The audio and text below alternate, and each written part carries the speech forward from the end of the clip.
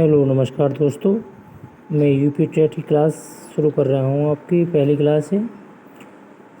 Topic है आपका EVS का वायुमंडल की संरचना। इससे आपके 2 प्रश्न पूछे ही जाते हैं पक्के, इसलिए आप सही और सरल पूर्वक आसानी से समझें इसको और अच्छे से नोट्स करें। अपनी बुक या रफ या एक रजिस्टर जो कॉपी पेन से लेकर उस रजिस्टर में जो है ये काम नोट करिएगा। देखिए, टॉपिक है वायुमंडल की संरचना। वायुमंडल के बारे में हम अध्ययन करेंगे। वायुमंडल की संरचना का निर्माण किस प्रकार से हुआ है।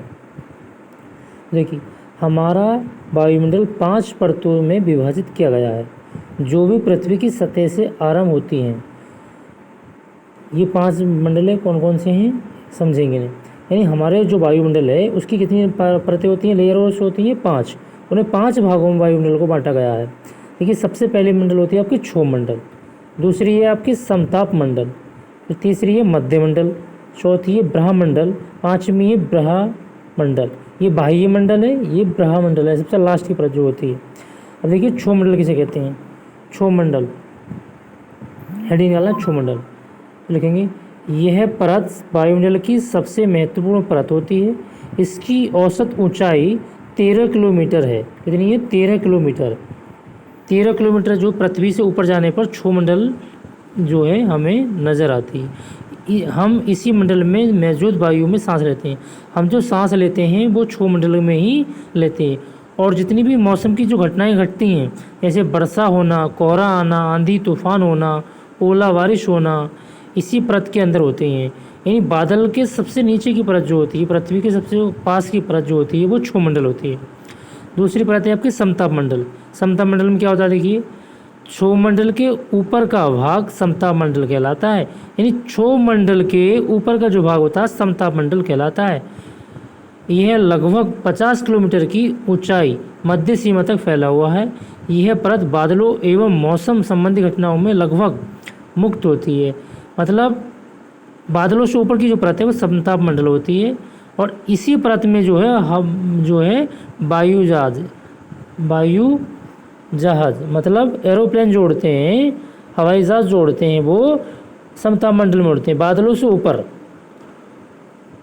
दूसरा टॉपिक है इसका, समताप मंडल की एक महत्वपूर्ण विशेषता यह है कि इसमें ओजोन गैस की परत पाई जाती है।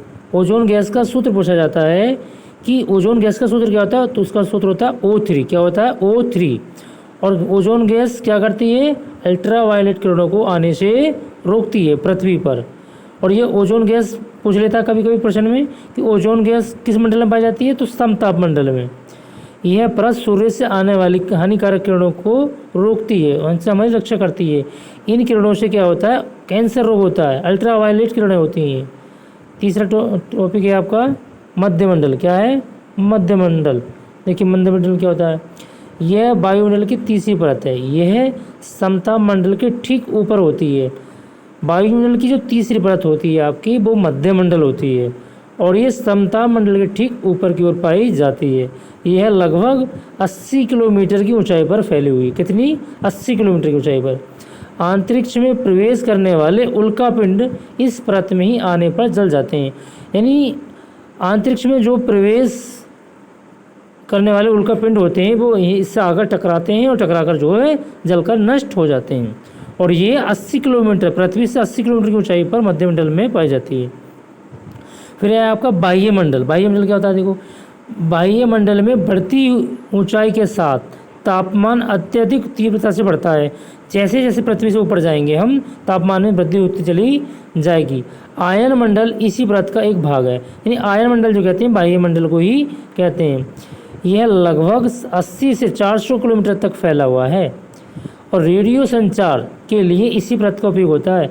मतलब जितनी भी हमारी रेडियो धर्मी तरंगें होती हैं, अल्ट्रावायलेट किरण के छोड़कर जो रेडियो तरंगें होती हैं, मोबाइल फ़ोन रडार वाली जो परतें होती हैं जिन पर संचारण होता है, रेडियो संचारण होता है, वो बाह्य मंडल के अंतर्गत ही होता है। पूछा जाता है आपसे प्रश्न टॉपिक कि रेडियो तरंगे किस मंडल में पाए जाते हैं, तो आपका ऑप्शन राइट होगा बाह्य मंडल। पूछा जाता है बाह्य मंडल की ऊंचाई पृथ्वी से कितनी ऊपर है, तो आप याद रखेंगे 80 से 400 किलोमीटर तक फैला हुआ है। लास्ट का टॉपिक है आपका ब्रह्मंडल। वायुमंडल की सबसे ऊपरी परत को वायुमंडल के नाम से जाना जाता है। यह वायु की पतली परत होती है। हल्की गैसें हीलियम एवं हाइड्रोजन यहीं पर अंतरिक्ष में फैली रहती हैं। पूछा जाता है कि वायुमंडल की सबसे ऊपरी मंडल का परत का नाम क्या है, तो आप रहेंगे वायुमंडल। और हीलियम गैस एवं नाइट्रोजन गैस कहाँ पाई जाती है, तो वायुमंडल में। और सबसे हल्की परत कौन सी है, वायुमंडल।